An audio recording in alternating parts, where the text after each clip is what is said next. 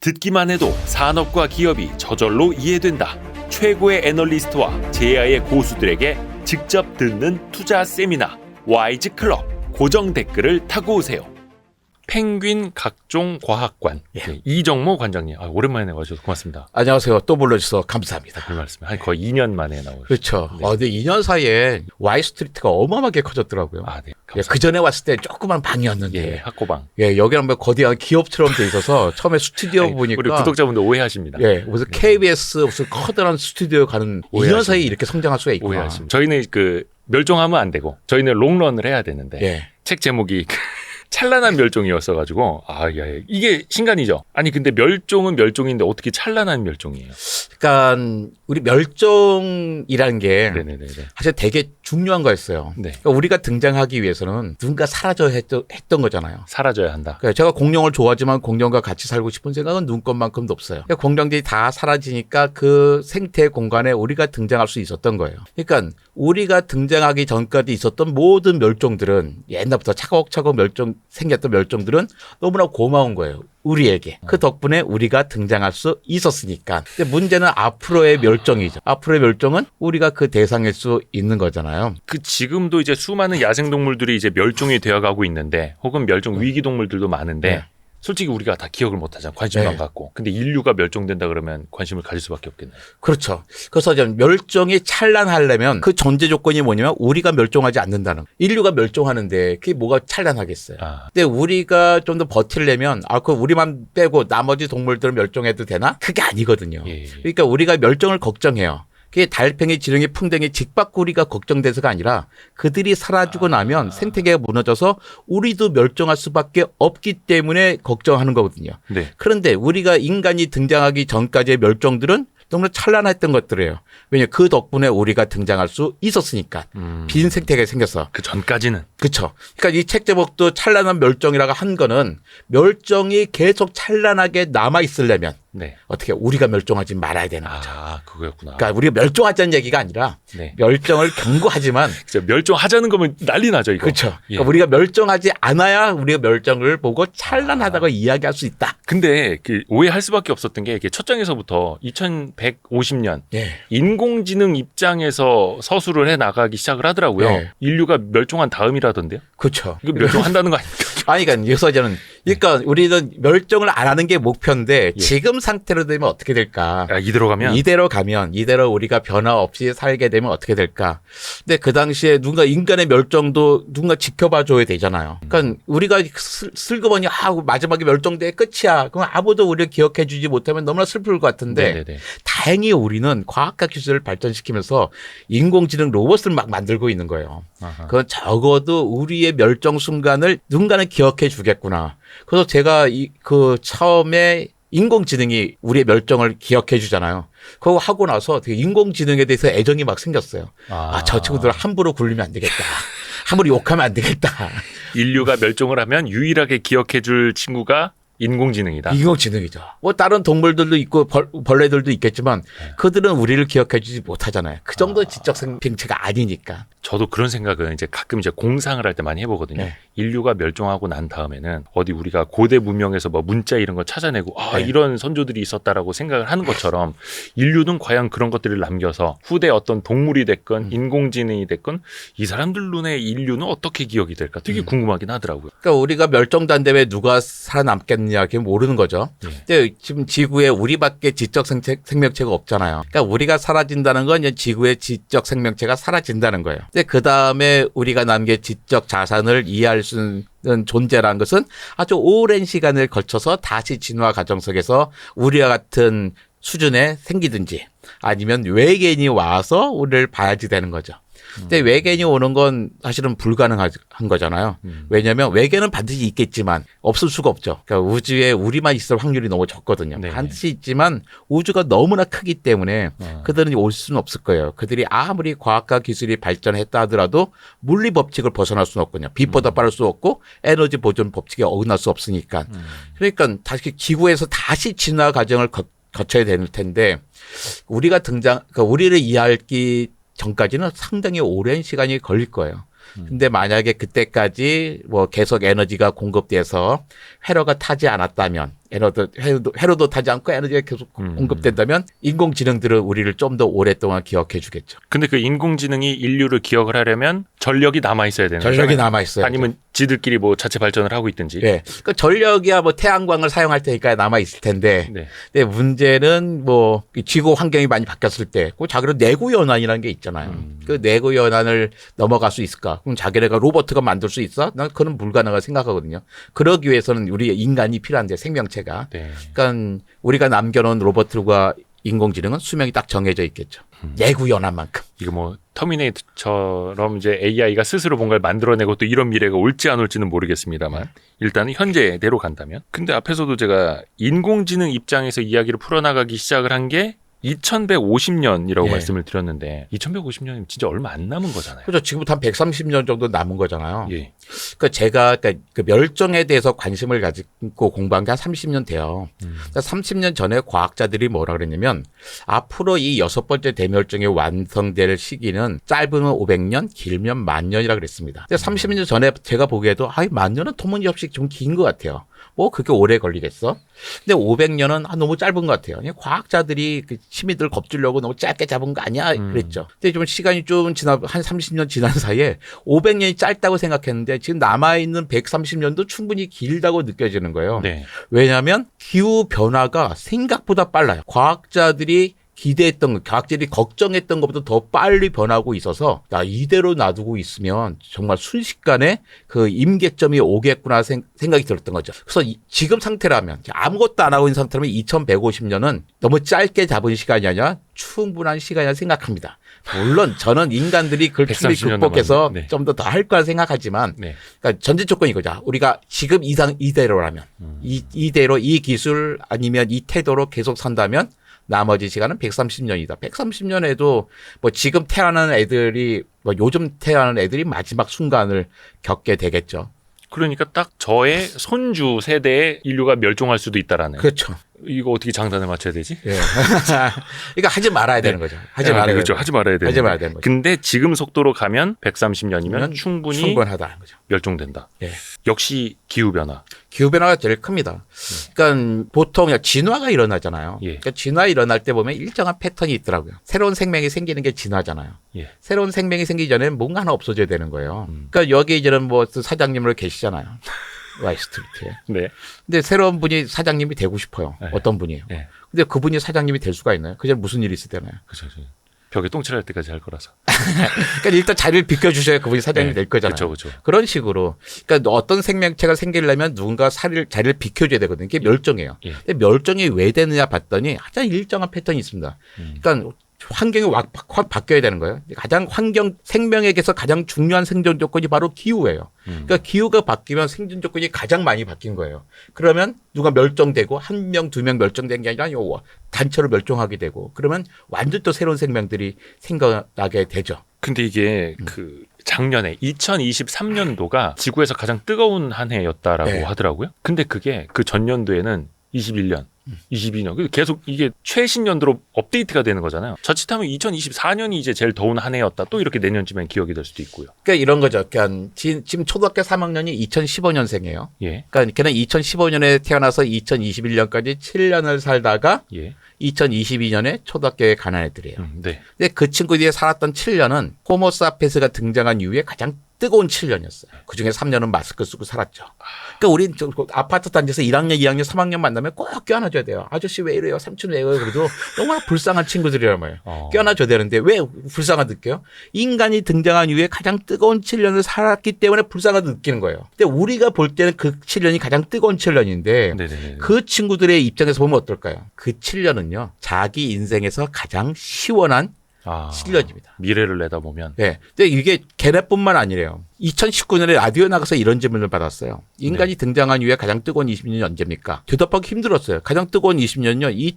2018년하고 뭐 그다음에 1년 쉬었다가 2009년부터 몇 년까지가 20년이 제일 더웠어요. 예. 근데 그다음부터는 편해요. 그러니까 2021년에 그 질문을 봤을 때는 2001년부터 2020년까지가 20년이 제일 더운 거예요. 근데 제 늦둥이 둘째 딸이 2001년생이거든요. 나 저한테 오더라고요. 아빠 말이 맞는 것 같아. 나도 점점 더워지는 걸 느끼겠어요. 그런데 걔는 태어날 때부터 더웠어요. 그러니까 지금의 20대, 30대 분들은 단 한 번도 정상적인 기후를 경험해오지 못한 거죠. 그러니까 이제 점점 뜨거워지고 있는 거예요. 근데 이게 그 내러티브로 보자면 그겁니까? 뭐 빙산이 녹아가지고 해수면이 높아져서 인류가 살 곳이 좁아진다. 계속 이겁니까? 그 살 것이 옛날 같으면 다 해안선에 몰아 사야 됐으니까 뭐 좁아졌겠지만 우리는 뭐 해수면 높아지면 조금 높은 데 가면 되죠. 동물들이 그렇게 이동하고 있다고 네. 온도에 따라. 네, 동물들이 이동하는데 문제는 식물들이죠. 식물들이 이동을 못하는 거예요. 이도됐다고 우리 더워서 죽을까요? 에어컨 틀면 되죠. 그게 문제가 아닌데 가장 큰 문제는 식량과 물입니다. 특히 우리나라처럼 식량 자급도가 한 뭐 42%밖에 안 되는 나라 있잖아요. 네. 그다음에 뭐 가축 사료까지만 25%밖에 안 돼요. 지금은 식량이 문제가 아니잖아요. 우리 반도체 팔아서 아니면 조선 만들고 유선 팔아서 사오면 되는 거였어요. 네. 근데 앞으로 계속 이런 식으로 더워지고 기후가 급격히 바뀌어서 기후 문제가 생기면 어떻게 될까요?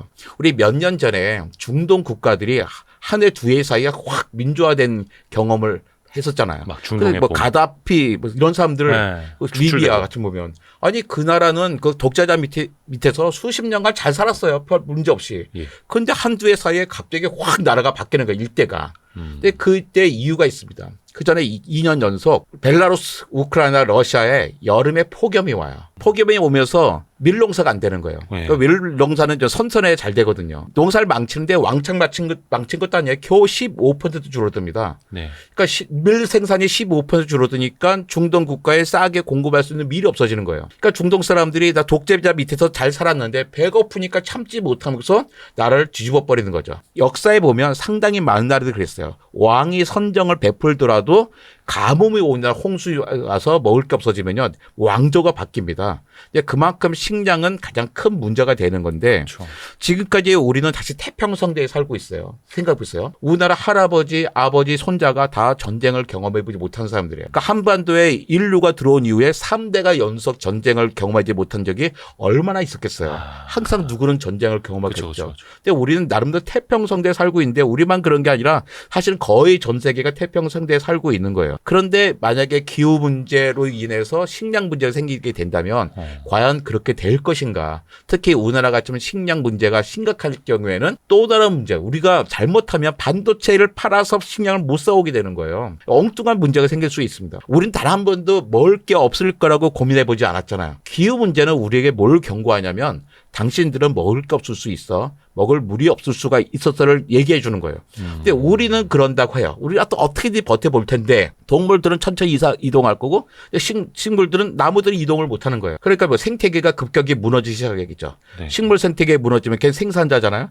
그건 초식동물부터 슬금슬금 동물 생태계가 무너지는 거예요. 사람이 혼자 아파트 속에 살 수 있는 게 아니잖아요. 아주 엄청나게 복잡한 생태계 속에서 끈끈이 살아가야 되는데 우리의 주변이 텅텅 비었다고 생각해 보세요. 우리도 존재하지 못하게 되는 거죠. 안쪽에서 먹을 게 없어지고 주변에는 생태계가 느슨해져 버리면서 우리는 위기에 빠질 수밖에 없게 되는 겁니다.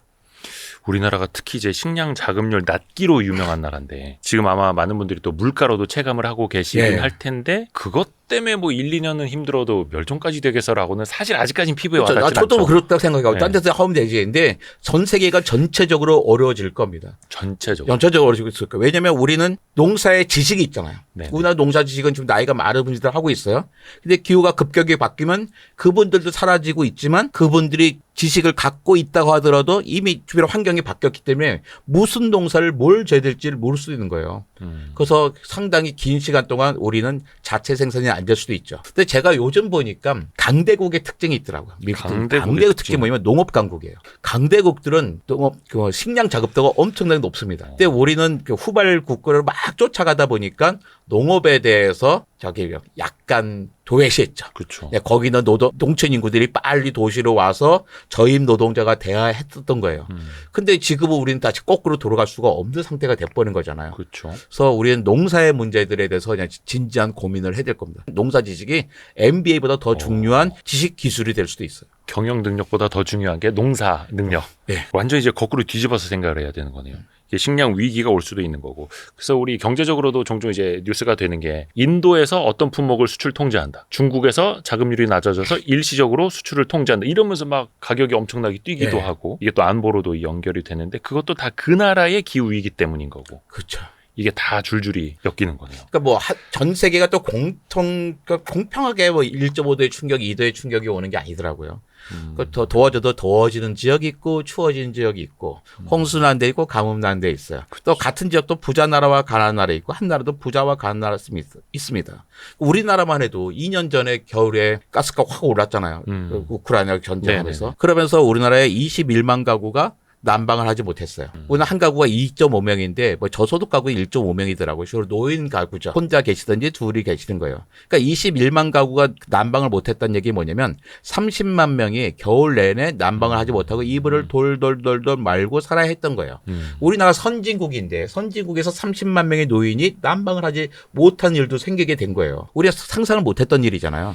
근데 이제 기후의 문제는 기후가 이렇게 자꾸 변할수록 우리가 엄청난 복지 수요를 요구할 수밖에 없게 됩니다. 그게 또 비용이기도 하고 비용이 사회적 거죠. 비용. 예. 최근에 얼마 전에 뭐 이게 장마가 끝났다고 해야 되나? 저희가 7월 15일에 찍고 있습니다만 장마도 패턴이 많이 달라졌잖아요. 그렇죠. 국지성 호우. 달리다 보면은 저쪽은 맑은데 이쪽은 막 먹구름에 비가 막 폭우가 네. 내리고 있고. 그러니까 우리나라에서는 경험하지 못했던 거죠. 네. 그러니까 기후라는 게 우리가 30년 단위로 막 이렇게 계산을 하거든요. 그래서 기후는 급격히 변한 게 아니라 30년 평균을 내는데 그러니까 기후학자들도 고민을 할 거예요. 과연 우리가 30년 단위로 생각하는 게 옳은 얘기일까? 최근에 이렇게 확 바뀌는데 이거 30년에 나눠서 이것을 지금 당장 이 패턴을 계속할 텐데 이것을 30년에 녹아내면 변화가 없는 것처럼 보이잖아요.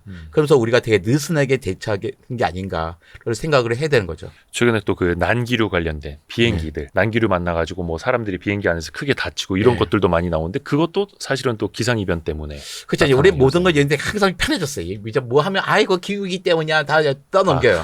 떠넘기는데 사실 잘 모르는 거예요. 왜 생겼는가. 우리 잘 모르지만 예. 기후 위기 때문이야 얘기하면 사람들 잘 받아들이고 그럴 가능성 커 보이고 하지만 뭐 그걸 아직 단정적으로 과학적으로 얘기할 수는 없지만 충분히 그럴 거라고 추론할 수 있는 거죠. 그래서 뭐 탄소 발생을 줄여야 되는 거고 일회용품 덜 쓰고 자동차 덜 타고 대중교통 이용하고 사실 이거는 말씀을 안 드려도 이미 많은 분들이 다 알고 계시는 내용인데 그렇죠. 근데 실천은 잘 안 되고. 문제죠. 그렇죠. 이제 그런 얘기 하거든요. 그러니까 우리 기후 문제를 해결하는 데 필요한 기술에 예. 95%는 이미 있다고 그럽니다. 과학자들은. 기술의 문제는 아니야. 기술은 이미 다 있다. 그런데 문제는 뭐야? 우리 의지의 문제다. 의지라는 게 뭐예요? 결국 세금을 쓰자는 거잖아요. 세금을 쓰려면 뭐가 필요합니까? 그냥 법이 필요한 거죠.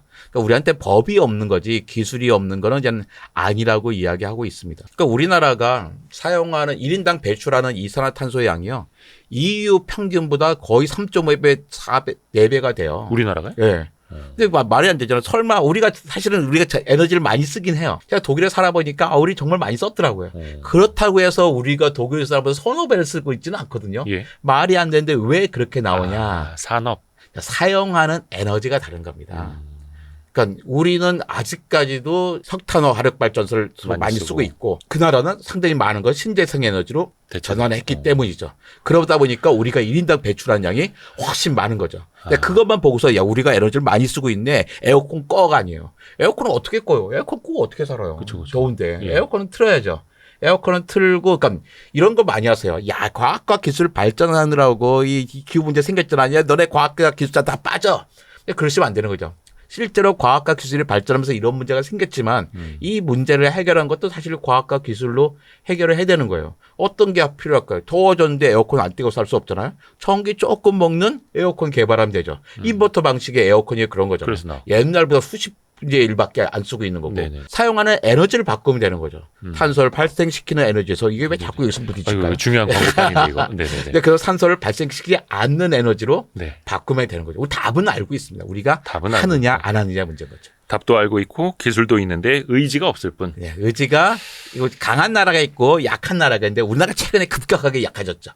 국민들은 약해지지 않았는데. 근데 이게 사실 이제 담배를 못 끊는 분들도 그렇거든요. 네. 몸이 건강할 땐 담배를 안 끊어요. 네. 끊을 필요를 못 느껴요. 네. 담배 피고도 뭐 운동 잘하고 뭐 숨 잘 쉬고 하니까. 근데 그러다가 몸이 안 좋아지면 그때 맞다 담배 끊어야 그때 끊거든요. 네. 미국도 만약에 트럼프가 다시 당선이 된다고 하면 거기서도 이제 화석연료 다시 더 많이 쓰도록 한다라는 거 아닙니까? 전기차 보조금 줄이고. 그게 이제 우리가 되게 오해하고 있는 건데요. 네. 그러니까 미국은 화석연료 엄청나게 쓰고 그다음에 기후협약에 탈퇴했다 이런 얘기 예. 있잖아요. 실제로요. 미국은 기후협약에 탈퇴한 적이 없습니다. 파리 기후협약 그거 예. 트럼프가 지난번에 그 취임 첫날에 바로 날려버리겠다. 그러니까 그런 게 보였잖아요. 탈퇴하겠다 하고서 나중에 선언을 했어요. 예. 근데 탈퇴할 때까지 3년이 걸리는 거예요. 근데 뭐 탈퇴해서 그 취임할 때 하고선 그러니까 탈퇴 국내 법 절차 뭐 하는 시간이 걸렸잖아요. 근데 탈퇴하기 전에 거기도 정권이 바뀌어요. 예, 그러면서 실제로 그대로 있었던 거예요.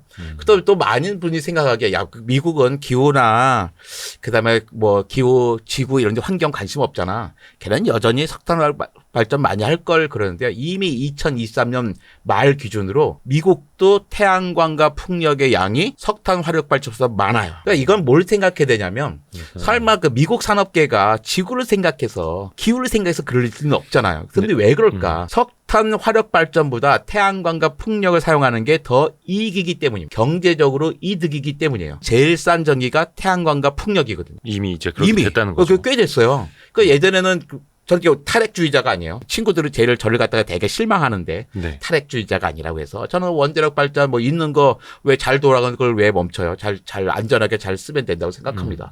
뭐 수명될 때까지. 그런데 그렇다고 이제 원자력 발전을 계속 짓는 건 이익일까? 그건 아니라고 생각해요. 왜냐하면 옛날에 원자력 발전을 쓰는 이유가 있었어요. 크게 두 가지인데 하나는 아주 좋은 고질의 전기를 준다는 겁니다. 콘센트에 곧장 꽂아서 물리 실험을 할 수 있을 만큼 고질의 전기가 와요. 두 번째가 엄청나게 싼 거였어요. 그런데 이제는 그 사이에 수십 년 동안 원자력 발전은 그러니까 기술 개발을 할 틈이 없었어요. 시장이 커지지도 않았고. 그런데 그거에서 태양광과 풍력은 기술 개발도 되고 시장이 커지면서 제일 싼 에너지가 된 거예요. 그래서 오히려 가장 비싼 에너지가 원자력입니다. 그러니까 굳이 그걸 해야 될 이유가 없는 거예요. 여전히 가스와 석탄도 비싼 에너지에 속하게 된 거죠. 그러니까 이제는 기후나 지구를 생각해서가 아니라 경제만 생각해도 에너지 전환을 해야지 되는 세상이 된 거죠. 그래서 우리도 갈 수밖에 없다고 생각합니다. 어떻게 보면 또 역설적으로 좋은 방향으로 가게 되는 거네요. 좋은 방향을 가고 되는 거죠. 그러니까 이게 또 이제 여름이고 태풍도 많이 불게 될 네. 때고 미국에서 또 허리케인 또 이제 역대급 규모로 또 오고 하면은 기후 위기가 이래서 심각하구나. 그때 또 아마 절실하게 느끼실 네. 것 같아요. 요즘은 모든 시민들이 다 절실하게 느끼고 계신 것 같아요. 근데 행동은 안 바뀌고. 더디죠. 행동은 더디죠.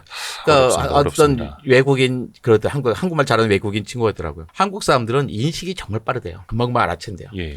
그런데 행동의 변화는 상당히 느리다 하고 그러더라고요. 이미 또 풍족하게 살고 있고 부족함이 없고 네. 이게 그 멸종에 대해서 이야기를 해주셨는데 여러 가지 동물들도 나오고 잠깐만 지금까지 그 지구가 생긴 이후에 대멸종이 몇 번 있다고 그랬었죠? 그러니까 우리가 아는 대멸종이 5번이 있었어요. 5번. 지금 우리는 6번째 대멸종을 겪고 있습니다.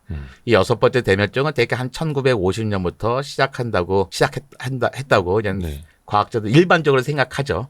근데 뭐 올해 워낙에 그 1950년부터 6번째 대멸종 시작이야 하려고 이제 지지락해서 하려고 했다가 일단 제가 미루긴 했어요. 그러니까 과학자들끼리 좀 더 협의를 해봐야겠다. 이게 이제 현재 진행형일 수 있다라는 거네요. 현재 진행형이죠. 이미 현재 진행형인데 시작점은 어디를 할 것인가? 1000년 전으로 할 것인가? 아니면 1820년 전으로 할 것인가? 아니면 1950년으로 할 것인가? 요 좀 시작점이 차이인 거지. 진행형은 계속하고 있는 중인 겁니다. 언제 시작했냐의 차이가 있습니다. 근데 앞부분에도 말씀을 해주셨습니다만 만약에 공룡이 지금까지 살아 있었으면 인류가 이렇게까지 번성하지는 못했을 거고 네. 어디선가 이제 숨어서 동굴에서 계속 살고 있었겠죠. 나오면은 공룡한테 정도가 아니라 아예 등장도 못했을 거예요. 왜냐하면 등장도 공정 못했을까요? 시대에도 이 포유류들은 있었거든요.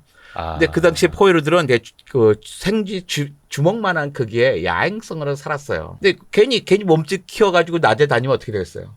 잡아먹히기만 좋은 거예요. 공룡이 쥐 잡아먹겠어요. 힘들잖아요. tab속히 피해가니까. 그러니까 사람같이 커다란 동물들은 생기지도 못했습니다. 그러니까 공룡 시대에는 포유류들은 주먹만한 크기였어요. 그러니까 지금도 공룡이 좀 살아남았다. 그러면 네. 우리들은 잡아먹기 딱 좋은 거예요. 뭐 다리도 빠르기도 못해. 손톱, 발톱, 이빨도 별받지 못해. 우린 등장하지도 못해. 그러면 만약에 인류가 멸종하고 난 다음에는 AI도 뭐 전력이 돌아가는 한 있을 수는 있을 테고 다른 생명체가 살아남을 수 있다면 또 뭐가 되고 뭐 바퀴벌레 뭐 이런 얘기들을 많이 하는데. 그러니까 살아남으려면 되게 대멸종 때 살아남는 동물의 특징이 뭐냐면요. 작은 동물들이에요. 왜냐면 큰 동물들은 많이 먹어야 되잖아요. 그 작은 동물들만 살아남아요. 그리고 이제 지나가 다시 점점 커지는 방향으로 지나다가 또 대멸종은 작은 동물 남고 점점 커지는 거고 이런 거죠. 반복을 합니다. 그러니까 커지는 동물들은 되게 손해죠. 그러니까 많이 먹어야 되니까 그 기후 위기 속에서 살아남을 수가 없는 거예요. 조금만 먹어도 되는 친구들 아니면 환경 변화에도 잘 적응하는 친구들인 거죠.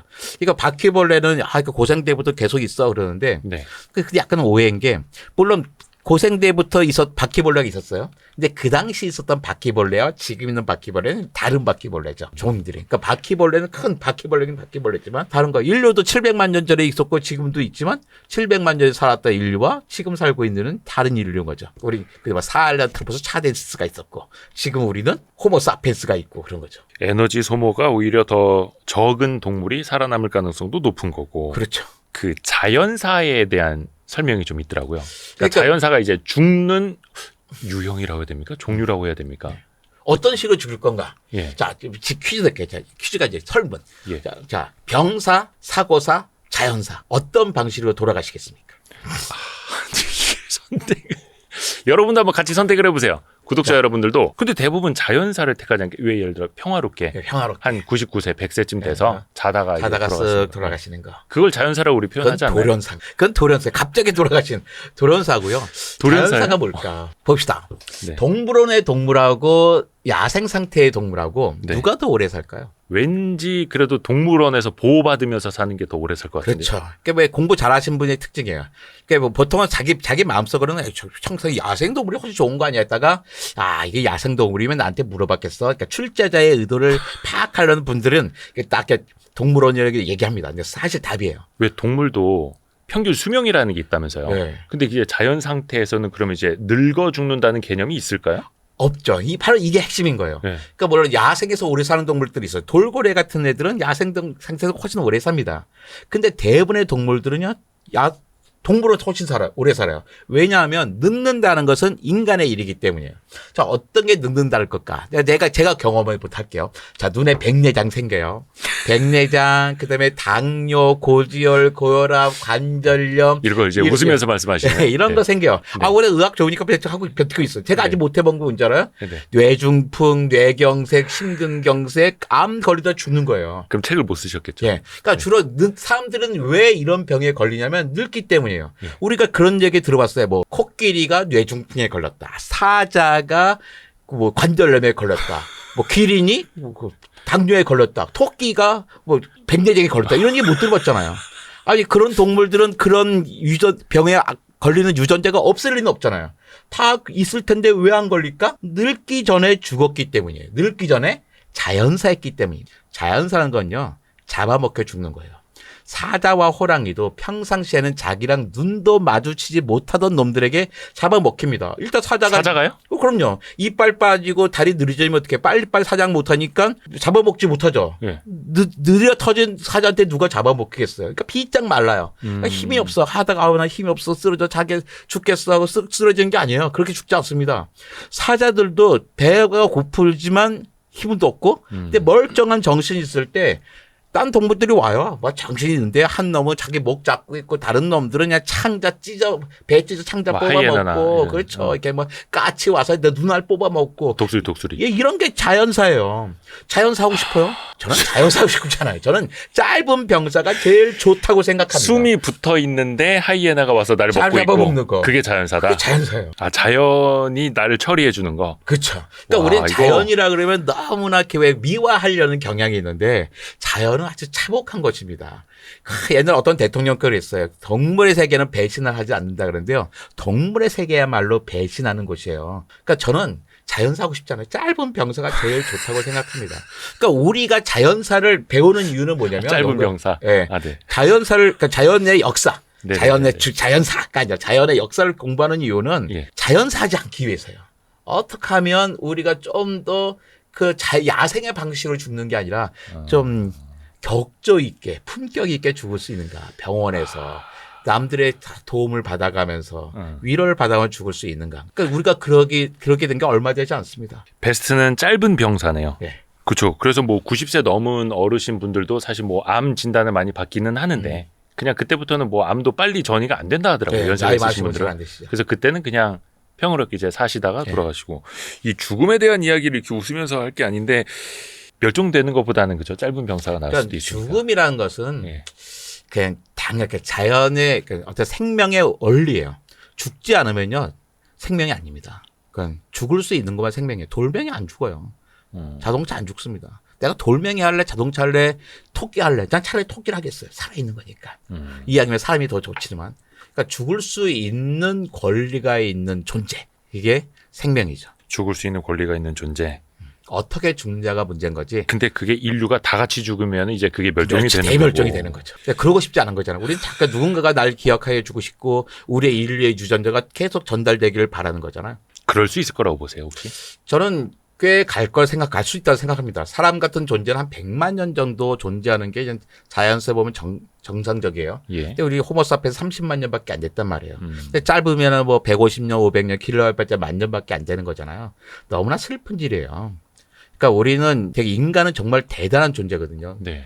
그러니까 문제를 일으키기도 하지만 문제를 해결할 수도 있는 존재들입니다. 그러니까 예전에 그런 뉴스 많이 봤잖아요. 90년대만 해도 뉴스에 그런 거 많이 났어요.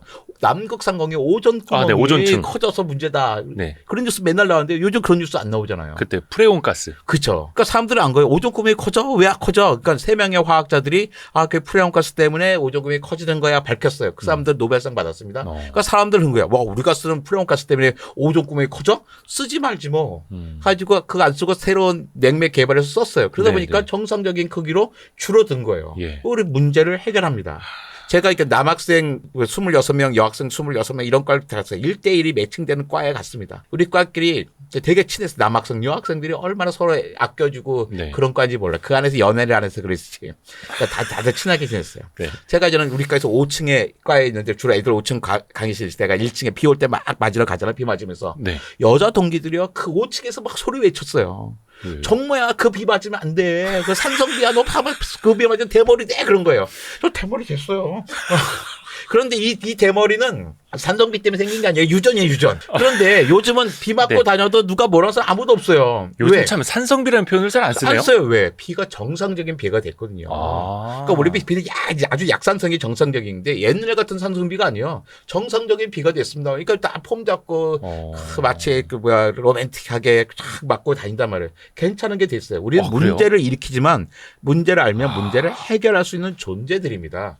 그래서 난 이 문제도 우리는 충분히 해결할 수 있다. 왜 거저는 안 되지만 우리가 기술을 갖고 있고 의지를 표현한다면 해결할 수 있는 문제들인 거죠. 오존층, 프레온가스, 산성비 진짜 그 신문 지면이나 언론에서 별로 안 나오는 단어가 네. 됐네요. 어릴 적만 해도 그러니까요. 이거 이거 되게 맨날 무서웠는데. 시험에 나오는 거였잖아요. 맞아요. 요즘 애들 잘 몰라요. 그렇죠. 프레온가스 잘 요즘에 몰라요. MZ 세대면은 예. 프레온가스 모를걸요? 예, 그 주로 나이 많은 분들, 우리 잘 알아요 프레온가스 하는데 요즘 애들 프레온가스를 볼 데가 없으니까. 그렇죠. 이게 뭐 뿌리는 것도 프레온가스 스프레이. 아니고 스프레이도 없고. 옛날에 스프레이 다 프레온가스 그렇죠. 들어있었죠. 근데 요즘에는 그 LPG로 바뀌었고. 그러니까 프레온가스를 볼 수가 없으니까 근데 우리는 해낼 수 있다. 해낼 수 있다. 해결책도 갖고 있고 네. 이제 의지만 가지면 된다. 그렇죠. 인터스텔라의 그 문구 나오지 않습니까? 우리는 답을 찾을 것이다. 늘 그래왔듯이. 예. 근데 인터스텔라가 이제 그 아예 태양계를 벗어나는 내용이잖아요. 예. 제2의 지구를 찾으려고. 근데 지난번에 우리 이정모 관장님이 나오셔서 말씀해 주셨던 내용 중에 하나가 테라포밍. 예. 화성 이주가 불가능하다라고 직설을 이제 일론 머스크한테 날려주셔서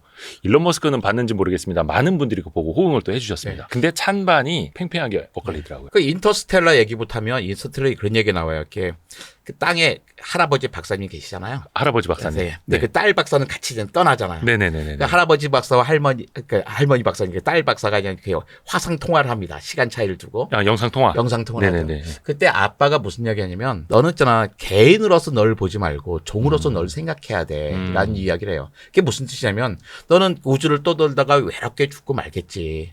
하지만 종으로서 인류를 생각해야 돼. 너가 타고 있는 우주선에는 수천 개의 수정란을 갖고 있잖아. 네. 그러니까 지구는 멸망하고 말 거야. 근데 수정란이 있잖아. 그걸 산 좋고 물 좋고 공기 좋은 새로운 행성을 타서 거길 부활을 시켜. 너는 외롭게 죽을지 전정 호모사피엔스라는 종은 우주 어딘가는 살 수 있겠지라고 이야기하는 겁니다. 근데 뭐 병아리도 아니고. 예, 근데 그때 그 제 물리학자 친구는요. 그 장면을 벌써 눈물을 쫙 흘렸어요. 감동적이라고. 네네네. 저는 그 순간에 한숨을 쉬었어요. 네. 그러니까 이 영화를 만든 그 영화 감독 이름이 뭐죠? 크리스토퍼 놀란. 크리스토퍼 네. 놀란이나 그 영화에 그 자문했던 킵선 박사는 더 뛰어난 물리학자예요. 킵선 박사는 나중에 중력파로 노벨상도 받는 사람들입니다. 예. 근데 이분들은 뛰어난 물리학자인지 모르지만 생태학적으로 약간 정말 젬병인 거예요. 아니 거기서 생각해봤어요. 개별 산 좋고 물 좋고 공기 좋은 행성을 찾았어. 네. 이 수천 개의 수정란을 부활시켰어. 네. 자기네끼리 살 수 있나요? 아니 사람 걔네 똥은 누가 기저귀. 분해줄 거야. 그죠? 생명이 살려면 수만 종의 미생물, 식물, 동물이 어우러져서 복잡한 생태계를 촘촘히 만들어야 살 수 있는 거예요. 네. 인류 혼자 살 수 있는 게 아닙니다. 그렇죠. 그러니까 물리학적으로 뛰어나더라도 그게 안 되는 거예요. 가장 찬란한 시절에 가장 깨끗한 시절에 지구처럼 똑같이 복사해서 붙여놓은 행성이 있다 하더라도 그러니까 우리가 등장할 적에는 그 얼마나 많은 미생물, 식물, 동물들이 이 자리를 미리 우리를 예비하고 있었던 거예요. 근데 그게 없는 거잖아요. 갈려면 그 많은 걸 다 가지고 가는데 갈 수가 있을까? 그러니까 테라포밍도 마찬가지예요. 그러니까 내가 존경하는 가장 최고의 물리학자인 스티븐 호킹 박사께서 네. 그러니까 말년에 그런 말씀 많이 하셨거든요. 야, 지구는 끝났어. 지구는 끝났으니까 빨리 화성으로 이주할 생각을 해라고 한 거예요. 그 유언 중에도 그 말이 있다면서요. 그러니까 뭐 돌아가실 때 한 건 아니지만 책을 말년 몇 년 동안 그 말씀을 계속 반복해서 하셨어요. 얘들아 화성으로 가라. 화성으로 가자. 이제 지구는 안 되겠다. 근데 그분의 인류 종을 보존하는 얘기는 아니었지만 결국 그죠. 모든 사람이 다 갈 수 있는 거 아니니까 최소한의 인원만 갈게 될 거 하잖아요. 예. 그 사람들로 하여금 인류 종을 보존하라는 거예요. 근데 과연 그게 가능하냐? 그러니까 화성에 살려면 거기 화성까지 시간이 얼마나 걸려요? 달까지 빛이 가는데 1.3초밖에 안 걸립니다. 달까지는 1.3초. 그러니까 빛의 속도로. 평균 1.25초예요. 예. 복잡하게 1.3초라고 해봐요. 네. 똑딱뚝 하면 벌써 빛은 달까지 가 있어요. 빛의 속도로. 네. 근데 1.3초밖에 안 걸리는 달 근처까지 그 궤도를 돌아본 사람이 21명이에요. 내려본 사람은 12명밖에 없습니다. 1.3초밖에 안 걸리는데. 네. 그러니까 화성에 가장 가까울 때도 3분 2초예요. 3분 2초 빛의 속도로. 네, 그러다 보니까 여태 가본 사람이 없는 거죠. 거기까지 그 사람을 태워 보내려면 얼마나 많은 장비를 갖고 이제 먹여야 되잖아요. 이게 먹을 것도 갖고 가야 되고. 우주선 속도가 빠르긴 빠른가 봅니다. 그래도. 빠르죠. 근데 이제 박사님 책에 보니까 무인 우주선을 화성까지 보내는 데만 5개월 이상이 걸린다. 뭐 그래도 체력 좋은 우주인들 먹을 거 잔뜩 실어갖고 가면 갈 수는 있지 않을까요? 그러니까 방법이 있죠. 이렇게 왜 일단 냉동을 시키는 거야. 아니, 그렇게 생각하지 않는데 5개월 동안 이제 최소한 체온을 떨어뜨려서 네. 더 이상의 에너지가 잠자게끔. 최소한의 순간으로 묻혀놓고 우리 옛날에 뭐 SF에 많이 나오는 거잖아요. 그렇죠. 그죠. 가다가 그때 갔을 때 자동적으로 딱 체온을 높이면서 딱 깨워가지고 좀만 먹게 하고 그래서 활동을 하고 오는 거예요. 근데 문제는 돌아와야 되잖아요. 네. 돌아올 때 문제고요. 그러니까 지구에서 보낼 때는 계속 왜 1단, 2단, 3단 보내서 마지막 것만 갈 거잖아요. 근데 거기서 다시 돌아오려면 어떻게 해요? 그거 다시 1단 로켓이 필요하잖아요. 근데 그것을 우리가 1단 로켓도 갖고 가고 연료도 갖고 갈 수 있는 게 아닌 거잖아요. 그리고 지금까지 나와 있던 화성에 가는 표 많이 팔았잖아요. 사람들에게. 화성 여행 하실 분들. 사람들이 많이 샀어요. 사실 갈 생각이 있는 건 아니고 그러니까 투자한 거죠. 야, 이런 거 인류가 해야지. 내가 돈인데 뭐 인력 써주지 했던 거예요. 근데 그게 사실 다 편도표였거든요. 그러니까 편도표였던 얘기는 뭐냐면 얘기하는 거에 사실 내 데려올 건 아니야. 그러니까 갈 사람만 가. 근데 여태까지 못 하고 있는 거예요. 근데 그게 사실 돌아오는 건 불가능한 겁니다. 그러니까 누군가는 사람이 처음에 갈 수는 없고, 그러니까 로봇들을 보내겠죠. 인공지능 로봇들을 보내서 걔네들이 사람들이 오기 전까지의 과정들을 미리 만들어줘야 되는 거예요. 물은 어디서 구할 수 있을지, 에너지는 어떻게 구할지, 식량은 어떻게 구할지, 공기 조성은 어떻게 바꿀지를 다 예비를 해야 되는 거죠. 어렵지만 다들 뭐 못할 건 없어요. 왜 거기도 뭔가는 다 조금씩 물도 조금 있고 다 있으니까. 뭐 얼음도 있다면서요? 네, 얼음도 있고. 뭐 근데 문제가 쉽진 않아요. 그럼 얼음 옆에 가다가 기지를 만들어야 되는데 얼음 옆에 기지는 이제 추운 쪽 극쪽이니까 햇빛을 별로 못 받아. 그러니까 태양광 발전도 잘 어려워. 이제 그거 왔다 갔다 하다 어쨌든 뭐가 있으니까 있으면 해결을 하겠지. 근데 문제는 결정적으로 화성에서 해결하지 못하는 게 있어요. 그게 바로 자기장입니다. 자기장이요? 태양에선 지구로 빛만 오는 게 아니에요. 가시광선, 적외선, 뭐 자외선만 오는 게 아니라 우주 방사선과 태양풍이라고는 우주 입자들이 날라옵니다. 그 우주 입자들이 생명의 분자들 다 쪼갤 수가 있어요. 물 분자도 쪼개고 DNA도 쪼개고 RNA도 쪼갤 수가 있는 거예요. 그 근데- 영화 그래비티인가요? 그 마지막에 주인공이 죽는 게 그것 때문에 죽잖아요. 태양풍 때문에. 그렇죠. 근데 거기에 이제 지구는 자기장이 있어가지고 예. 자기장이 있어서 그걸 잘 막아줍니다. 네. 그러니까 오지 못하다 다 피해 가게 아. 되는 거예요. 그러니까 사실 그래비티에서 그 태양풍을 하는 게 제가 말한 그 태양풍은 아니에요. 왜냐면 꽤 멀리까지도 그 자기장이 있거든요. 그러니까 우주 정거장도 그 안에서 있는 거죠. 그러니까 안전하게 보급을 받고 있는 거예요. 근데 물론 밖에 나가면 더 많이 노출되기는 합니다. 네. 주로 극지방에는 그 자기장이 되게 약하기 때문에 나타나는 게 오로라죠. 오로라. 왜 우리나라는 오로라 없어? 오로라 있으면 큰일 난 거예요. 오로라 없으니까 이제 위험한 거예요? 이제 안전한 거죠. 오로라 지역에 몇 명이나 잘 안 살잖아요. 예. 생명이 살기 안 좋은 곳입니다. 오로라는 영화에서 보고 그러면 되는 거지. 지구가 보호해줄 수 있는 자기장이 약하기 때문에 오로라 현상이 나타난 거라고요. 근데 이제 지구는 내부 구조 때문에 고체 금속 내 액체 금속 외액이 있으면서 왜 중학교 때 배웠어요. 금속 주변에 금속을 빙글빙글 돌리면 뭐가 생기냐? 자기장이 생긴다. 네. 그래서 네. 지구는 어디에 놔둬도 자석이 네. 북쪽과 남쪽을 가리키잖아요. ISS도 마찬가지로 북쪽과 남쪽을 가리킵니다. 거기까지 자기장이 있기 때문이에요. 그런데 그러니까 지구는 오랫동안 식지 않았기 때문에 그런 구조가 생겼는데 화성은 일찌감치 식어버리면서 지구 같은 내부 구조가 없는 거예요. 그러니까 자기장이 기본적으로 생기지는 않습니다. 자, 물도 가져갈 수 있어. 딴 데서 가져와. 안 되면 정 안 되면 뭐 지나가던 해서 붙잡아가지고 우주선 밀어가지고 지구랑 화성에 충돌시켜서 해성에 있는 얼음을 쓰도록 해. 뭐 공기 뭐 거기서 이렇게 전기 분해서 뭐 좀 만들었다고 해. 근데 물만 있으면 사실 산소도 만들어낼 수 있으니까 뭐 어떻게 할 수 있겠지. 농사 짓다 보면 또 난 조성을 바꿀 수 있겠지. 땅 속에 박혀 있는 거서부터 뽑아내지. 뭐 방법이 있을 것 같은데 그렇다고 해서 우리는 자기장까지 만들 수 있는 거 아니거든요. 그렇다고 우리 화성 내부까지 바꿀 수 있는 거 아니잖아요. 그래서 저는 어떻게든 화성을 테라포밍 할 수는 없다. 그러니까 테라폼이라는 게 뭐예요? 화성을 지구화하는 거잖아요. 난 몇백 명이 화성에 가서 살 수 있다고 생각해요. SF에 보면은 크게 유리 돔 같은 걸 만들어서 그건 안전망을 만들어서 살 수 있을 것 같아요. 근데 우리가 거기서 인류가 이동한다는 것은 뭐 몇백 명 정도가 아닌 거잖아요. 몇만 명이 계속 번식을 해야 되고 새로운 문화를 그렇죠. 만들어내고 그냥 편 들어가서 다 그냥 끝장나는 게 아니라. 근데 만약에 그럴 수 있다. 그럴 능력이 있고, 그럴 자원이 있고, 그럴 노력과 열정이 있다면 지구를 바꿔보지. 지구는 조건이 다 있잖아. 물도 있어, 공기도 있어. 그다음에 흙도 좋아, 자기장도 있어. 여기 좋은 조건을 놔두고서 왜 힘든 데 가서 나 서울 살기 너무 힘들어. 나 그래서 저기 사하라 가서 살아보려고. 아니 서울 힘든데 사하라 가서 어떻게 살겠어요. 이게 제일 좋은 거 놔두고. 그 말이랑 똑같은 거네. 예. 서울에 살기 힘드니까 사하라 사막 가서 그 땅을 개지를 해서 내가 한번 농사 지어보겠다. 똑같은 거네요. 예. 테라포밍이 예를 들어서 핵폭발을 만든다든지 아니면 해성과 충돌을 시켜버리는 여러 가지 아이디어가 나오는데 테라포밍을 해서 지질을 바꿀 수는 있지만 공기까지도 바꿀 수 있다 쳐도 자기장은 못 만든다는 거예요. 그렇죠. 어떤 방법으로도. 정말 보면 달만한 그 내부 구조를 이 자꾸 괜찮습니다. 덕분에 광고도 되고 좋습니다. 제가 자꾸 손이 이렇게 이게 책 광고를 좀 해드려야 되는데 찬란한 멸종. 여러분 멸종이 찬란하다고 테라포밍 하면 되지 뭘 못해. 그렇게 주장하는 선생님도요. 화성에 못 갑니다. 당신까지 차례가 안 옵니다.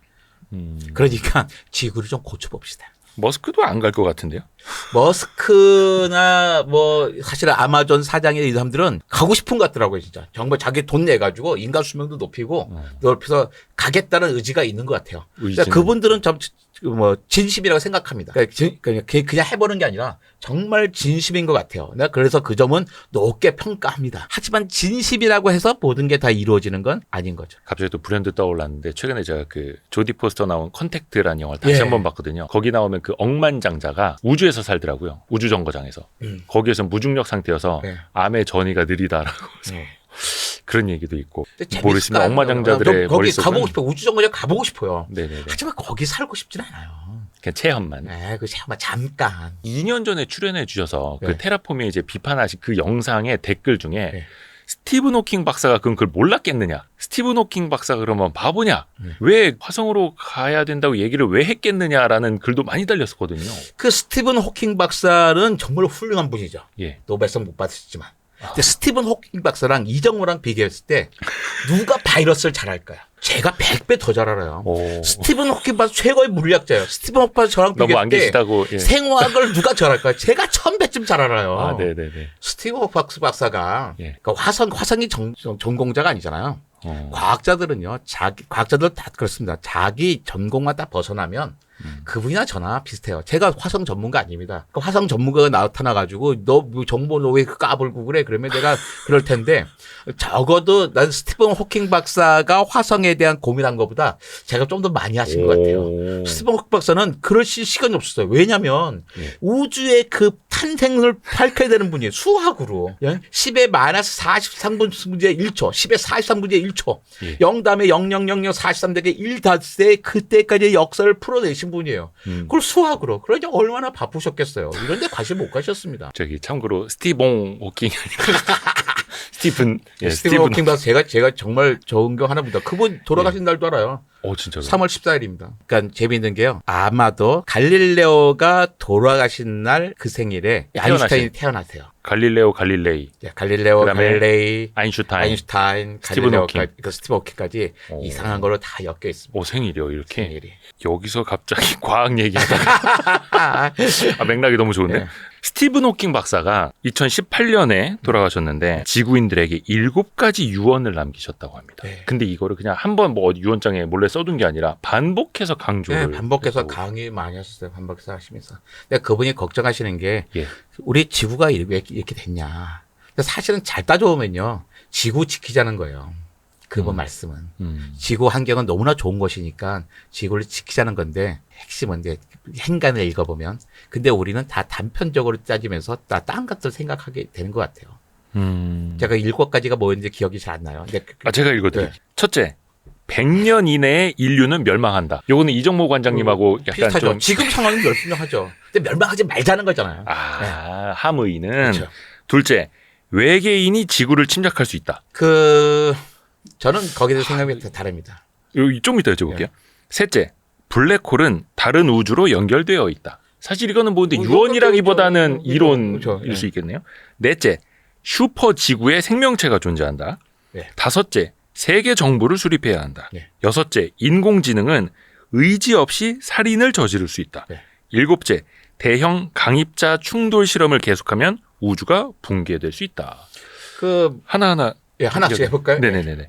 100년 이내 인류는 멸망한다는 앞부분에 많이 네, 강조하셨으니까. 150년쯤 했는데 예. 그 100년이라고 사실 숫자가 중요한 게 아니라 100이든 150든 500이든 그렇죠. 어찌됐든 간에 이 상태 놔두면 우리 끝난다. 한 2세대, 3세대 정도 가면 끝날 수 있다. 정신 차리자라는 말씀이고요. 예. 외계인이 지구를 침략할 수 있다라는 건 스티븐 호킹 박사님 입장에서 이거 너무 영화를 만드셨나요? 그렇죠. 저는 외계는 반드시 있다고 생각해요. 제 모든 과학과 어딘가에? 친구들 외계인이 있다고 생각합니다. 네네. 왜냐하면 이 넓은 우주에 우리만 있을 수는 없어요. 그 확률이 너무 적어요. 그러니까 우리만 있을 확률이 0이에요. 우리가 있을 확률이 0이니까 외계인이 있을 확률은 사실 거의 100%에 수렴하는 거죠. 외계는 반드시 있을 겁니다. 우리와 같은 지적 생명체가 있는 데가. 제가 최근에 다시 봤다는 그 컨택트, 그 네. 영화가 94년인가 나온 것 같은데요. 네. 거기 조디 포스터가 그 얘기 많이 합니다. 네. 이 전 우주에 생명체가 지구에만 있다면 이 우주는 엄청난 공간 낭비를 하고 있는 네. 거다. 그러니까 확률적으로 안 되는 거 왜 드레이크 방정식 이런 거 보면 네. 여러 가지 변수를 넣게 돼요. 전 되게 보수적인 사람이어서 네. 보수적으로 넣으면 우리와 같은 지적 생명체가 있는 것은 수천억 군데가 되더라고요. 수천억 군데. 군데요? 예. 근데 좀 약 해픈 친구들은 100쪽에도 나와요. 그러니까 우주 생명체는 반드시 있습니다. 우리의 지적 생명체가. 그런데 저는 절대로 만날 수 없다고 생각해요. 왜냐하면 똑같은 이유예요. 우주가 너무 크기 때문이에요. 우주를 스페이스라고 하잖아요. 예. 우주가 왜 공간이야 그랬는데 좀 이해가 되는 게 정말 우주가 커요. 태양계를 100억 분의 1로 축소하면 축구장 300개가 됩니다. 100억 분의 1로 축소하면 100분의 1이 아니고 억분의 1 아니고 100억 분의 1을 축소하면 어. 축구장 300개요. 학교 축구장 말고 이제 상암 월드컵 경기 300개. 그러니까 한가운데는 태양이 있었잖아요. 네. 그 태양계는 지름 14cm 정도 돼요. 그러니까 우리가 차례승에 올라가는 가장 큰 사가 큰 배 정도 생각하면 되는 거예요. 네. 저 멀리 천왕성 해왕성이 있잖아요. 저 멀리 공 2개 던져놓는 거예요. 뭘 던지면 콩알 2개 던져놔요. 그다음에 목성, 토성 큰 행성이에요. 얘네들은 왜 구슬치기 하나 구슬 2개 던져놔요. 수금지와 예를 들면 모나미 153 볼펜 그때 돌도 도는 거 있잖아요. 그거 네네. 던져두면 되는 거예요. 네. 축구장 300개 안에 사과 하나, 볼펜 끝에 볼 4개, 콩알 2개, 유리구슬 2개 있으면 태양계인 거예요. 이만큼 텅 비어 있는 거예요. 우주가. 그런데 우리가 이 안에 아무도 못 가봤잖아요. 그러니까 우리가 그 외계인을 만나려면 우리는 못 간다. 외계인이 온다고 해봐요. 근데 네. 외계인이 올래도 태양 다음으로 가까운 별에서 올 거잖아요. 태양까지는 빛의 속도로 8분 19초, 8분 20초가 걸립니다. 네, 8분. 근데 뭐 아무도 못 가봤잖아요. 근데 태양 다음으로 가까운 별은 프록시마 센타우리예요. 이란 별이 있는데 네. 그 별 근처에 무슨 행성에서 가장 가까우니까 이따들은 거기서 와야 되잖아요. 네. 가장 가까우지. 거기에 빛의 속도로 한 4년 3개월 걸려요. 빛의 속도로 4년 3개월. 그러니까 앞으로 11월 가면요, 이 75만 년쯤 걸릴 겁니다. 네, 네. 예, 근데 유인 옷은 보내면 더 문제는 시간이 문제가 아니라 뭐 재워서 보내면 되지. 하는데 문제는 뭐냐면 에너지예요. 우리가 가장 가까운 별 근처까지 유인 우주선을 보내려면 지구에 있는 모든 에너지를 다 써야 돼요. 근데 뭐 그들이 만약에 보낸단 말이에요. 한국이 아니라 지구에 누굴 보내자. 네, 네, 네. 그죠? Y 스트리트 가서 카메라 새로 샀던데 한 세대 훔쳐오자. 그게 되지가 않아요. 나를 대통령 뽑아주시면 카메라 세대 훔쳐올게요. Y 스트리트에서 왜 안 되냐? 외계인끼리. 네. 예, 거기서 보내면 자기 행성의 에너지를 다 써야 되는데. 아. 그러니까 정치적으로 불가능한 거고요. 물리적으로 불가능해요. 아니 너무 멀잖아요. 그들이 아무리 과학이 발달했다 하더라도 물리 법칙을 벗어날 수 없어요. 빛보다 빠를 수 없고 에너지 보존 법칙을 어긋날 수 없잖아요. 그러니까 안 되는 겁니다. 우리는 외계인이 있다는 걸 존재로 확인할 수는 있어요. 왜? 그들이 우리에게 신호를 보내주면 계속 라디오 신호를 보내주면 우리는 그걸 가지고서 뭔가 이런 자연적인 잡음이 아니라 인위적인 신호였다는 것을 확인할 수 있잖아요. 우리가 계속 보내주고 있잖아요. 세티에서 네. 보내주고 검출하고 있는 것처럼 언젠가는 그 신호를 우리가 받을 수는 있겠지만 직접 만나는 건 불가능할 거다. 어떤 식으로 될까? 블랙홀 사이로 통과하면 되잖아. 근데 네. 블랙홀이 뭡니까? 그러니까 블랙홀과 화이트홀을 그러니까 웜홀이잖아요. 네. 그러니까 인터스텔라도 웜홀로 빨려 들어가서 쫙 시간 이동을 하는 거잖아요. 네. 근데 블랙홀은 어마어마하게 그 중력이 센 곳이잖아요. 예. 엄청 세다 보니까 우리가 우주선이 딱 들어가는데 앞쪽하고 뒤쪽하고 받는 중력 차이가 어마어마하게 큽니다. 들어가자마자 이게 딱 찢어지겠죠. 생명체도 산산조각이 날 겁니다. 근데 가루가 돼버리고. 그래서 저는 블랙홀은 당연히 블랙홀끼리 연결이 돼 있을 겁니다. 그럴 수 있을 거는 상상을 해요. 뭐 수학적으로 증명하는 것 같고. 하지만 그걸 통해서 이동할 수는 없죠.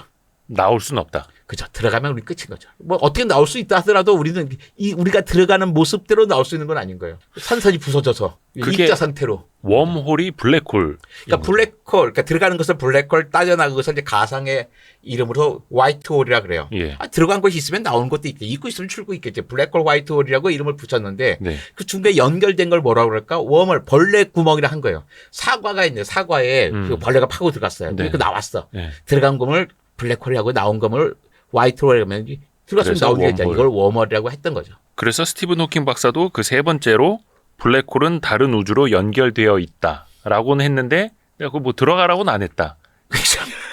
연결되어 있어. 조심해. 어. 빠지지 마. 이런 얘기 아닐까요? 거기로 가라고 하진 않았어. 네. 이렇게 되는 거네. 언젠가는 그런 실험도 가능하지 않을까? 블랙홀로 뭐 예를 들어서 이거 인공위성 같은 거 한번 쓱 넣어보고 신호가 안 오는구나. 참. 정보를 넣어서 정보가 나온다 뭐 있겠지만 그 누가 들어가려고 그러겠어요. 그냥 뭐 그거 저는 못할 것 같아요. 적어도 그러니까 우리가 6번째 멸종을 맞이하기 전까지는 못할 거다. 그러니까 우리가 고민할 거리가 아니다 지금. 그리고 넷째, 슈퍼 지구에 생명체가 존재한다. 이것도 아까 그 우주라는 공간을 생각해 보면은 충분히 있죠. 있을 수 있어요. 근데 슈퍼 지구는 뭐예요? 슈퍼도 좋은 거잖아요. 우주에 우주 같은 생명체가 살 만한 지구형 행성이 몇 개가 있을까 하는 건데요. 지금 수천 개 발견했거든요. 그러니까 있다고요? 일단 그 지구형 행성이 뭐 외계 행성, 물도 있고 살 수도 외계 있고. 행성이 뭐 적당한 태양에서 적당한 거리에서 뭐 크기가 있어야 되는 거잖아요. 그 외계의 각계의 그 태양.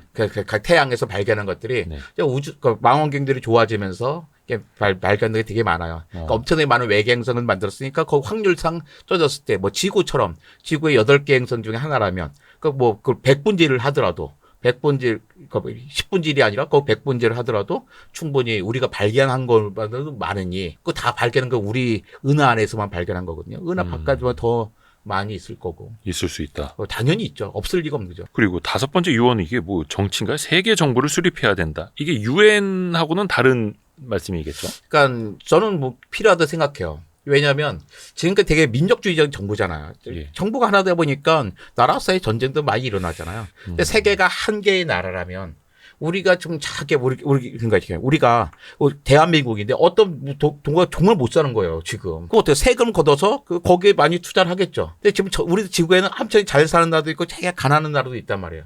그 동네 사이에 감정이 상한 정도가 아니라 전쟁도 하고 그랬잖아요. 네. 만약에 하나의 나라라면 저기에 가난한 사람들을 우리가 그대로 방치하고 있을까? 저 굶고 있는 사람들을 우리가 그대로 굶기고 있을까? 우리는 충분히 그들을 같이 도와가면서 한 나라 사람을 살 수 있는 거잖아요. 경제 시장도 큰 시장이 되면서 서로 도와가면서 살 수 있는 그 평화를 만들 수 있는 방식이라 생각해요. 그러니까 점점 정부가 커지고 나라가 커지고 그러면서. 스티븐 호킹 박사의 7가지 유언 중에서 6제가 요즘에 이제 많이 또 빠르게 발전하고 있어서 인공지능. 네. 인공지능은 의지 없이 살인을 저지를 수 있다. 공감하세요? 그러니까 인공지능이 왜 인공지능을 했잖아요. 뭐 인공지능이 막 욕을 하는 거예요. 그잖아. 인공지능이 욕을 막 했어. 네. 말하면서 인공지능 뭐냐 남녀 차별하고 인종 차별하는 거예요. 네네. 만약에 인공지능이 자기가 생각했어. 인공지능 누구한테 배웠겠어요? 사람한테. 사람한테 인공지능 다 사람한테 배우는 거예요. 네. 인터넷에 그러니까 사람들이 있는 거. 욕하니까 그래도 하는 거죠. 옛날에 우리나라 한국형 대화형 인공지능이 있었어요. 맨날 애들이 그 인공지능 욕하는 거예요. 네. 걔네 왜 그러냐? 걔네 다 중학생한테 배웠어요. 중학생한테 말 들으니까 엑스날 만나 붙었던 거죠.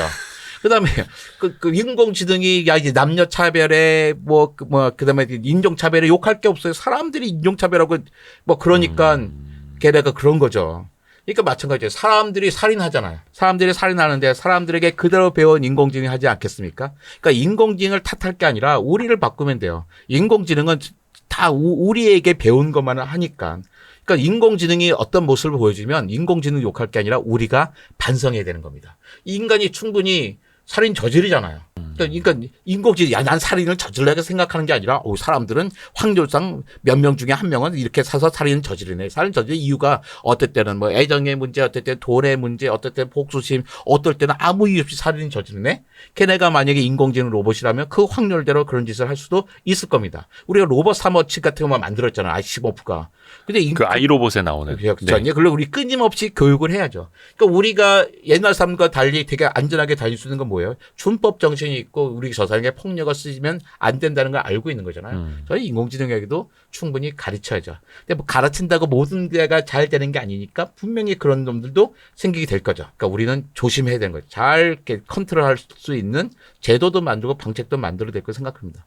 그 아이로봇 영화도 하도 오래돼서 잘 기억은 안 납니다만 그 수많은 로봇 중에 하나가 특이한 애가 나오지 않습니까? 네. 그래서 그 로봇 3원칙에 대한 AI 3원칙에 대한 오류를 찾아내서 결국 인간을 해하게 되는. 인간을 지키는 방법은 인간을 없애는 것밖에 없습니다. 이러고. 그러니까 그런 얘기들을 이거 아니야. 그러니까 우리가 생각할 수 있는 온갖 그 오류들을 가르쳐야죠. 하나씩. 혹시 인공지능 서비스도 좀 이렇게 쓰고 계세요? 그럼 저는 일어나자마자 컴퓨터 키면 왼쪽 화면은 GPT-4, 5인가 4, 오른쪽은 DeepL을 씁니다. 왜 쓰면 내 시간을 정말 많이 절약해줘요. 많은 분들이 인공지능 쓰면 안 돼. 그게 공부야 그러는데 저는 그걸 쓰라고 합니다. 교수님들도 마찬가지예요. 너는 학생들은 어차피 다 쓴다고 생각해. 너 적극적으로 활용해. 근데 거기에 의존하면 될까? 하는 건 좀 따져봐야 거죠. 그러니까 사실은 숙제를 안 내는 것보다는 나쁘게 숙제 내면 되잖아요. 아마 GPT한테도 이 부분 그럼 써주잖아요. 그거 내면 C0, C- 정도는 받을 수 있을 거예요. 근데 요즘 C0, C-에 한 사람들 없잖아요. 전부 돈 성적을 내고 싶어 하죠. 그렇죠. 근데 우리가 보면 그 구글을 쓸 때도 보면 검색도 기술이에요. 그렇죠. 잘하는 사람이 있고 검색 못하는 사람이 있잖아요. 어떤 키워드를 어떤 순서대로 어떤 언어로 쓰냐에 따라 다르잖아요. 근데 보면 구글은 아무리 검색을 잘해도 그 쭉 좋은 사이트를 찾아주겠죠. 네. 근데 그러면 내가 다 열어봐야 돼요. 다 열어보면 짧은 줄도 어떤 건 엄청나게 긴 거예요. 도대체 짜증내요. 그런데 일단 GPT는 자기가 열어보고 짧게 정리를 해주잖아요. 자, 그걸 보고서 어떤 키워드를 또 어떻게 접근하면 좋겠다. 시간을 엄청나게 줄여주는 것 같아요. 그다음에 디벨은 번역을 여러 가지 번역 기준으로 전 디벨을 쓰는데 디벨을 쓰면 시간 전력이 많이 되더라고요. 제가 얘 번역가에서 번역가. 내가 영어를 못해서가 아니라 내가 아무리 영어를 잘해도 한국말로 그 논문을 읽는 것보다 디벨이 번역해 주는 게 금방이에요. 처음엔 해주잖아요. 근데 그 다 돈 내고 쓰면 되게 빨리 잘해주잖아요. 음. 그래서 내 시간과 내 돈을 훨씬 절약해 주는 것 같아요. 전 그래서 이제는 학교에서도 이제 대학이나 학교에서도 이제 공동으로 이제 학교 단체 그 계정을 만들어서 학생들에게 잘 활용할 수 있게 해줘야지 된다고 생각합니다. 그러면 어떤 애들 분명히 그런 친구들이 생기죠. 이제 거기에만 의존하는 친구들. 그 친구도 어떠냐면 지금도 어차피 공부 안 할 친구들이에요. 그러니까 공부 안 할 친구들이면 그만큼이라도 하면 차라리 낫다는 생각이 들고 그래서 사람들은 항상 거기서 또 창의성을 발휘해서 창발성이 생겨서 거기서 그걸 잘 활용할 게 될 거라고 믿죠. 그냥 단답형으로 검색하듯이 답만 찾아내는 게 아니라 네. 챗GPT나 디벨 통해서 내가 얻어낸 정보 가지고 같이 토론하고 그렇죠. 같이 계속 자기를 발전시킬 수 있죠. 더 나은 방향을 찾아가고. 시니어들은 사실 괜찮아요. 얼마나 좋아요. 지금 그쵸. 똑똑한 조수들이 생겼으니까. 이제 문제는 이제 20대, 30대죠, 지금. 왜냐면 이제 지금 조수 단계인 사람들은 자기 적수가 생긴 거예요. 그러니까 시니어들은 좋아요. 훌륭한 조수가 생겼으니까. 그런데 지금의 젊은들은 막강한 적수가 생긴 거예요. 그러니까 힘들죠, 지금. 코딩도 약간 조금 이제 막 시작하는 분들. 그런 사람들은 이제 인공지능으로 이제 대체될 수 있다고. 네. 7번째가 대형 강입자 충돌 실험을 계속하면 우주가 붕괴될 수 있다인데 이거는 뭐라 해야 될까? 그 에너지를 얻기 위해서 하는 실험들이잖아요. 강입자 충돌하고 그러면 거기 어떤 입자가 있는가 예. 빨리 보내서 저는 그 입자들 부서지면서 관철되는 거 하는 거거든요. 저는 정말 이해 못하는 게 바로 그 이야기예요. 외계인 얘기까지도 뭐 그럴 수 있지 했는데 네네네. 그 강입자 충돌했을 때 뭐 지구가 붕괴할 수 있다. 뭐 이렇게 얘기하면 저 어떤 물리학자가 거기에 동의할까? 그래서 저는 그 물리학자들에게 한번 이렇게 물어보고 싶어요. 정말 그거 실험한 사람들도 당신도 그렇게 생각하냐? 아마 제 물리학자 친구들은 그렇게 생각하지 않을 것 같아요. 그러니까 저는 그 스티븐 호킹 박사께서 어떤 함의를 가지고 그런 말씀하셨는지 제가 차마 쫓아갈 수 있는 분이 아니니까 내가 이 얘기를 할 수가 없는데. 그러면 강입자 충돌 말고 좀 큰 쪽으로 가보겠습니다. 네. 해성 충돌 이런 거 가장 많이 이야기만 나오죠. 그 예를 들어서 해성 충돌 이런 공룡이 멸종했듯이 네. 어느 날 갑자기 해성 충돌이 이제 해성이 지구로 날아와서 네. 그것 때문에 지구가 멸망할 가능성과 이상 기후 때문에 인류가 멸종될 가능성 어느 쪽을 더 높게 보세요? 이상규 때문에 훨씬 크죠. 해성은 약간 이제 지금 이대로 가면 정해진 미래다. 네, 정확히 미루고 너무 가깝고 이건 막을 수가 없는 거야. 그렇게 되면 너무 큰 규모로 인하기 때문에. 근데 해성은 사실은 방법을 많이 세우고 있어요. 한 수십 가지의 방법이 있습니다. 심지어 어떤 거냐면 해성에다가 하얀 페인트를 막 뿌려가지고 네. 햇빛을 받아서 방향을 바꾸게 하다든지 네, 그런 것부터 있고 그 다음에 거기에 저걸 벌써 그 영화도 있으나 딥 임팩트처럼 예. 우주선 쏘아 올려가지고 거기서 수소 폭탄을 터트려서 산산조각 내버려가지고 방향을 달리한다든지 아니면 우주선을 붙여가지고 조그만 거에서 붙여서 딴 방향을 바꾼다든지 되게 다양한 고민들을 해요. 그래가지고 6월달인가에 6월달에 소행성의 날이라는 게 있어요. 전 세계적인 그 행사를 합니다. 그 소행성이 올 때 우리 어떻게 할까? 근데 과학자들은 우리한테 올 만한 것들이 있잖아요. 근접할 수 있는 소행성들. 근접한다는 게 뭐냐면 지구와 달 사이의 거리의 몇 배까지를 근접을 한다는 거예요. 요 속에 지나가는 거 사실 다 파악할 수 있어요. 그러니까 거기서 번호까지 매겨서 이게 언제쯤 어느 정도에 간다. 그래서 대책을 세우면서 그런 것들은 지구인들이 협력을 통해서 충분히 할 수 있다고 생각해요. 소행성, 해성이 문제는 아닙니다. 그 정도는 우리는 할 수 있다. 그 정도는 이미 대비할 수 있는 기술이 있는 거고. 네, 다 대비하고 있다. 이렇게 말씀드리고 싶어요. 아까 보면 그 기후 위기에 우리가 대처하지 못하는 거는 의지의 문제다라고 해주셨는데 해성이 날아오고 있으면 이거는 뭐 의지가 안 날 수가 없는 거잖아요. 그렇죠. 근데 기후가 문제가 뭐냐면 느끼긴 하지만 내가 볼 때 하루가 다르지는 않은 거예요. 체감이 물론, 안 돼요. 네, 그러니까 최근 1년, 2년은 좀 체감이 정말 될 정도인데 길게 보면 옛날에도 그러지 않았어 이런 거예요. 그러니까 특히 어른들도 그런 얘기 많이 하거든요. 봄과 가을이 사라지고 있어 이런 말 많이 하는데요. 네네. 실제로 봄과 가을은 줄어들지 않았습니다. 시작점이 달라졌을 뿐이에요. 그러니까 일제 강점기랑 지금 비교해 보면 추운 겨울은 뭐 20 며칠 줄어들고 더운 여름 한 20 며칠 늘어나고 봄 살짝 줄고 가을 살짝 봄 늘었어요. 그러니까 시원하고 추운 계절은 줄어들고 덥고 따뜻한 계절은 늘어나기는 해요. 네. 하지만 봄, 가을 합한배 비슷비슷한 거예요. 근데 완전히 달랐다는 생각은 뭐냐면 시작점이 완전히 달랐어요. 예전에는 11월 달에 시작하던 겨울이 지금 12월에 시작하고 있고 3월 달에 시작하던 봄은 2월 달에 시작하고 있고 6월 달에 시작하던 여름이 5월 달에 시작해요. 근데 9월 한 20일쯤 시작한 가을이 이제는 9월 말, 10월 초로 시작한단 말이에요. 그러니까 시작점이 달라지니까 예전에 알았던 나의 그 기후 감각이 사라지고 있어요. 근데 추울 땐 또 오부지게 추워지고 더울 땐 또 오부지게 덥단 말이에요. 그러니까 그러다 보니까 봄과 가을이 없어지는 게 아니야 그런데 실제로는 날짜는 있어요. 날짜는 있는데 이게 너무 심해졌던 거예요. 이게. 옛날에는 봄이나 가을에 요만요만했는데 지금 추울 땐 왕창 춥고 더울 때는 왕창 더워지면서 옛날 더울 때랑 봄, 추울 때랑 가을 차이가 작았는데 이 차이가 커지면서 이제 이 감각이 무뎌지고 있는 거죠. 거기에 우리가 짧은 시간에는 적응을 하면서 사는 것처럼 보여도 네. 긴 시간으로는 그게 불가능하다. 그러니까 우리가 그 바다에서 잡는 어종 많이 바뀌었죠. 네, 바뀌었잖아요. 그다음에 우리 키우는 과일 이런 것들 보세요. 사과 하면 생각나는 데가 그렇죠. 경북 뭐 대구 대구 이런 데 네, 있잖아요. 대구 사과 안 나옵니다. 사과 저기 뭐 올라가 있죠. 또. 그 옛날 같으면 고맹지 채소 하는 곳에 하고 있잖아요. 완전히 바뀌는 거예요. 이제 명태 오징어도 없고. 그러니까 우리가 키우는 거 어때도 우리 나무 갖다 심으면 되는데 자연적인 나무는 이동을 못 하잖아요. 풀도 이동을 못 하고 동물까지는 어떻게 한다 하더라도 그러니까 급격하게 생태계가 무너질 수밖에 없는 거예요. 130년 남았습니다. 우리 이정모 관장님이 도입해서 쓰신 인공지능 입장에서 네. 인류가 멸종된 이후의 이야기가 시작되는. 네. 근데 500년 하면은 너무 멀어 보여서 예. 130년으로 했습니다. 더 빨리 와 닿아야죠. 이제 충분히 130년 지분 상태면 올 수도 있습니다. 실제 기후학자들이 생각한 것보다 더 빨리 변하고 있기 때문에. 거꾸로 읽는 유쾌한 지구의 역사. 이정모 관장님이 쓰신 책 찬란한 멸종 이 이야기를 바탕으로 이야기해봤고요. 또 책도 좋으니까 많이들 읽어보시면 좋을 것 같습니다. 제가 먼저 읽어봤거든요. 네, 먼저 정말 재밌어요. 내가 읽으면서 깜짝 놀랐어요. 이야, 내가 이렇게 재밌게 썼단 말이야? 근데 정작 관장님이 이거 몇 번째 쓰신 책인지는 기억 못 하시잖아요. 그쵸. 이게 최고의 책이라고 생각합니다. 저는.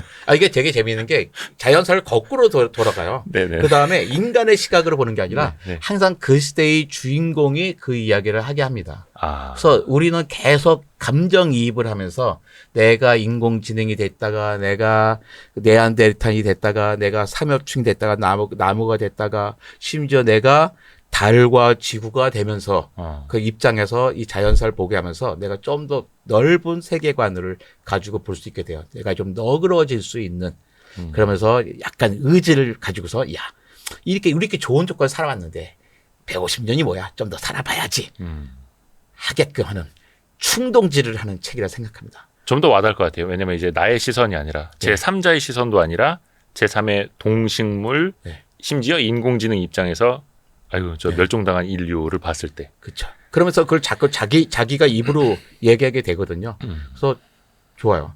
나는 뭐 성경 다음으로 훌륭한 책이라 생각합니다. 알겠습니다. 이제 관장님 저자로서의 작가로서의 개인 의견이었고요. 이정모 관장님 너무 감사합니다. 오늘도 좋은 네, 너무 얘기 많이 재밌었습니다. 들었습니다. 예, 감사합니다. 고맙습니다. 고생하셨습니다.